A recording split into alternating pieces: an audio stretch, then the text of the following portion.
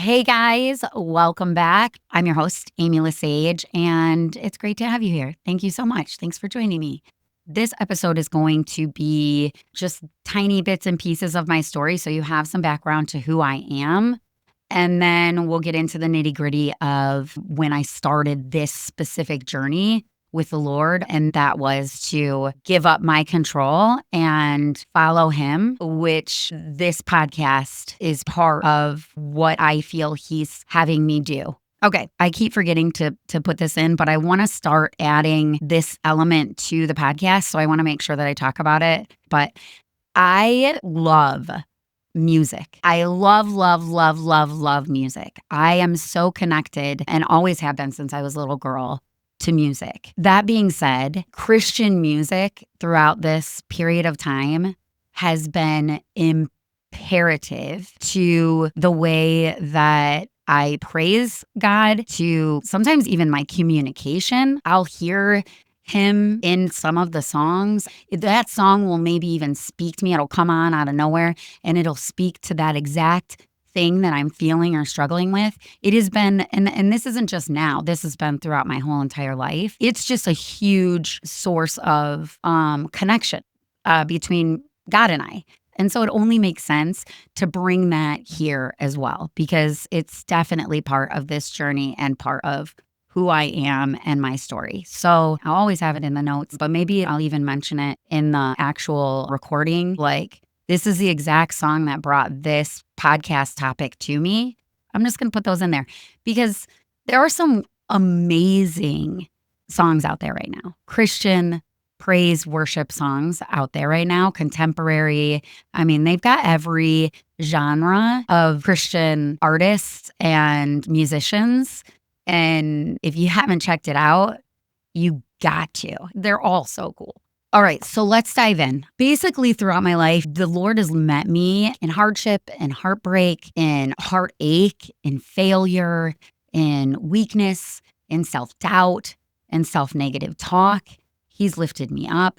He's held my hand. He's wrapped His arms around me. He's literally, I feel like sometimes at my worst, I can go right back to the moment when I literally would ask Him to fling me over His shoulders and just get me through the day. Like, how I would picture it is that my feet were dragging as He was walking me through my day at my lowest of lows. He's never failed me, ever. He's taken addiction that I'd been battling for years away from me in a matter of days. Done. Just gone. The urge, the desire, the want, the need, gone. I'm going to graze past that stuff because I'm definitely going to do episodes on that specifically. But I just want you to know, like, that's where I'm coming from. This isn't just like one thing He did and now I'm waiting for the next. My life is nuts. And He's been a part of helping me through all of it. So this is just the snapshot to better understand who's speaking to you. I would like to say that this journey with the Lord officially started in August of 2023. But in reality, it's been in the works. As I look back, I'm like, oh my gosh, I can't believe that. Like, that makes total sense. You know, it's been in the works for much, much longer. I grew up in a Christian household. I went to Christian schools from K through 12. I attended church every Sunday with my family. God was always a big part of my life because He was in my life so much. His teachings were in my life so much, from Sunday school to VBS to church services in private school. We would have Wednesday chapel. There was a religion class. My foundation was, in my mind, extremely strong. And in a lot of ways, it really was. I believed all the stories I was told in the Bible, in Sunday school, VBS. I never questioned any of them, as far-fetched as some of them sound. Like Jonah and the whale is always like, wow, that's crazy. But I truly believe God can do anything. Like, I don't doubt that for a second. And I think the minute you start pulling out pieces of the Bible, saying that that part is probably just a story, but not real, and that part probably didn't actually happen, you're mucking with an M. You're mucking up the Bible. You're making it your own. I think people do that to the Bible the most. They pick it apart or choose what they do want to believe or what they don't want to believe, or what really did happen versus what didn't. And you just get, help me with the words, Lord, you get into a space where you're rewriting the Bible for yourself. Like, it's written. It's kind of an all or nothing thing, in my opinion. You start meddling in that kind of stuff, and I feel like Satan's got you in a good place. That's just a side note. Anyways, I've always prayed. I've always talked to God, but I probably asked more than I thanked at that time. After high school, I went to Michigan State University, graduated from there. I was married at 27 years old. By the time I was 35, I had 4 adorable, beautiful children, ranging from 5 years and newborn. And by the time I was 37, my divorce was finalized. From the time I was married to my divorce, within that 9-year time frame, I went from a store manager at Anthropologie to a stay-at-home mom after my firstborn, and then kind of took on my passion in interior design and got into a hobby of furniture refinishing. That eventually grew into a side hustle. After the divorce, it became like my personal goal to make furniture refinishing a thriving business. That's where Found and Refine, my company name, was created. This is what I'm saying, like, God's plan has been intertwined in all of this, because the play on words with my company name is super cool. But with Found and Refined, I specialized in custom furniture refinishing. God is so good and had connected my path with a really talented interior designer, Debbie.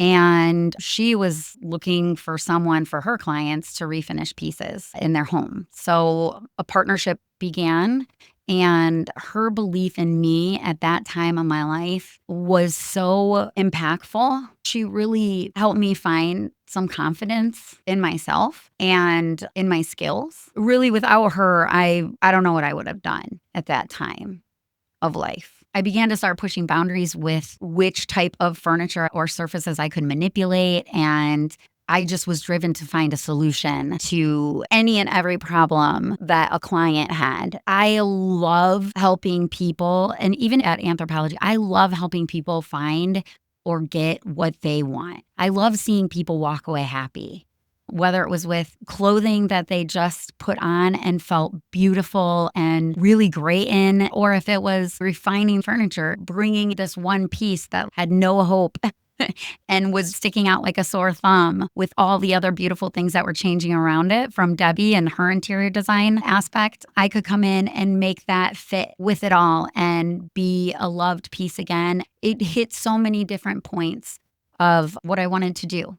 And I loved it. I loved every second of it. It was a match made in heaven, really. So this all started in late 2019. That's when my divorce was finalized, and my partnership with Debbie had just started. With 2020 right around the corner and COVID just sitting there waiting to make life hard on everybody, I pretty quickly found myself in an uphill battle because most of my work was done in home. And with 3 kids and virtual schooling and a toddler running around while processing how to live on my own, along with a whole slew of other things, it was pretty overwhelming, to say the least.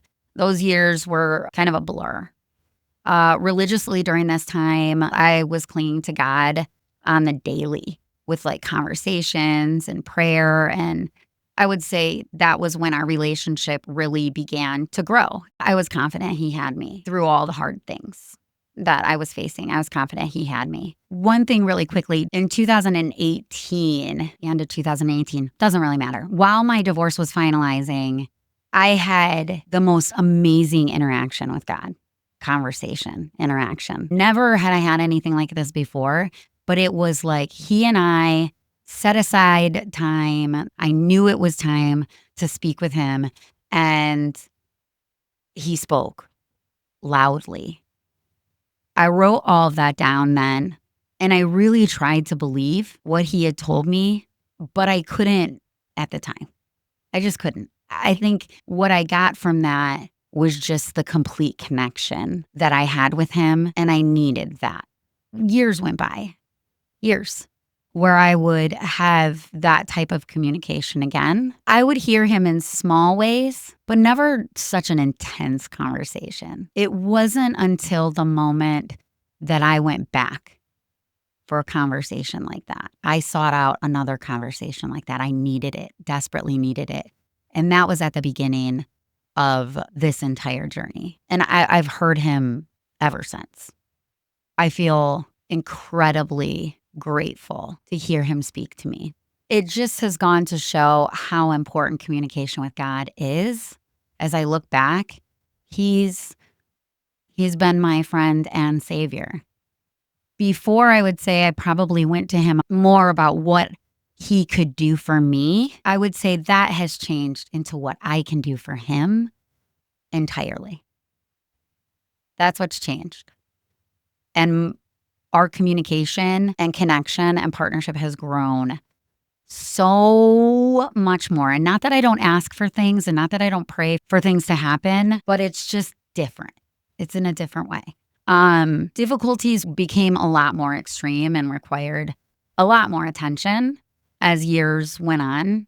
I was finding it difficult to grow my business to a place where I could really start living a better life financially. I continued to find that there weren't enough hours in a day to personally do more work and earn more money because it was such a physical, laborious job. There's only so much you can do in a day.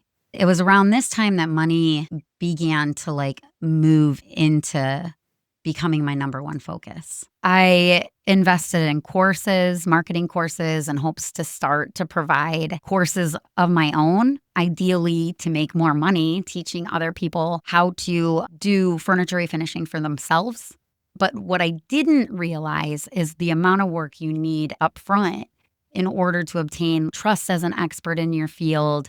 And at that time, social media posts were the best way to do that. You had to build all of that. You had to post all the time. You had to learn the algorithms, have the right hashtags.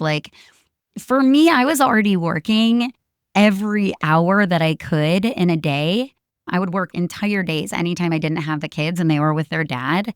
I just needed a solution. Well, I wanted a solution fast. I needed money fast. And it was becoming more and more difficult.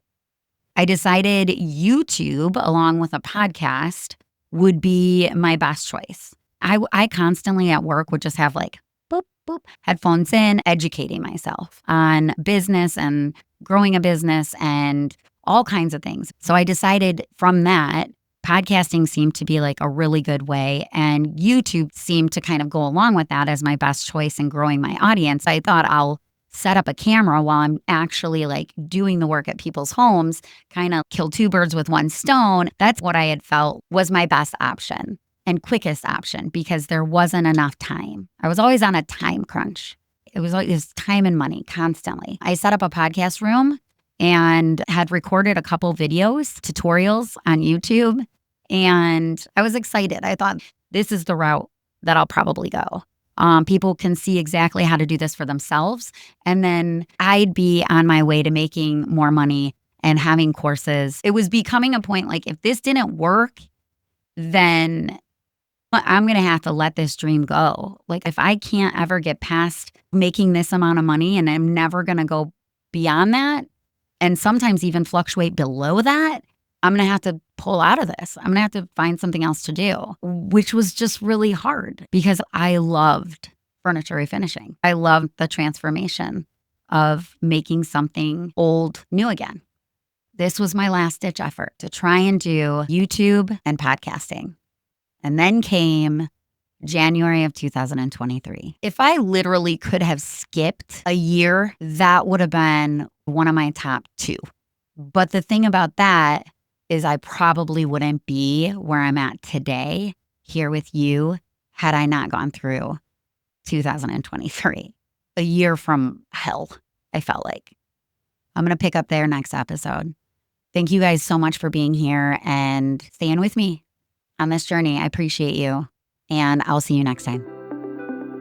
Thanks so much for tuning in. If you enjoyed this episode, please subscribe, or share it with your friends. And as always, keep revisioning the world around you.